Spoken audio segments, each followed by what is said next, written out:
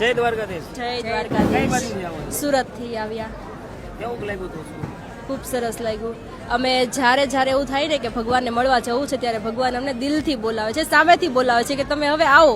અને અમે આવીએ તો ભગવાન ખૂબ સરસ દર્શન આપે છે, દર વખતે સરસ આપે. પ્રસાદીના રૂપમાં કંઈક ને કંઈક પણ આપે છે, જેમ કે આ મંદિરની અંદરથી પરિસરમાંથી પૂજારીજીએ અમને પ્રસાદ રૂપે આપ્યું છે. ભગવાન દર વખતે આવી કૃપા કરે છે ને મારી એવી ઈચ્છા છે કે ભગવાન આખી જિંદગી અમારા પર આવી કૃપા બનાવી રાખે. એવું કહેવાય છે કે દ્વારકાધીશ દર્શન જો એનો બોલાવો હોય તો જ આવે. શું કહેશો તમે? હા, એ વાત સાચી છે. જો બોલાવો હોય તો જ તે દ્વારકા આવી શકો.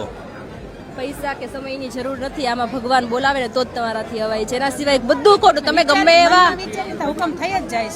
એવા પ્લાનિંગ હોય તમારા ફેલ થાય. જો ભગવાનની ઈચ્છા નથી તો, પણ ભગવાનની ઈચ્છા છે તો જ અમે આવીએ છીએ. વર્ષમાં ભગવાન અમને 6-7 વખત બોલાવે છે. ભગવાનની એટલી કૃપા છે. તમે તમારા ઘરેથી બટુક કાન લઈને આવ્યા છો, શું કહેશો એના વિશે?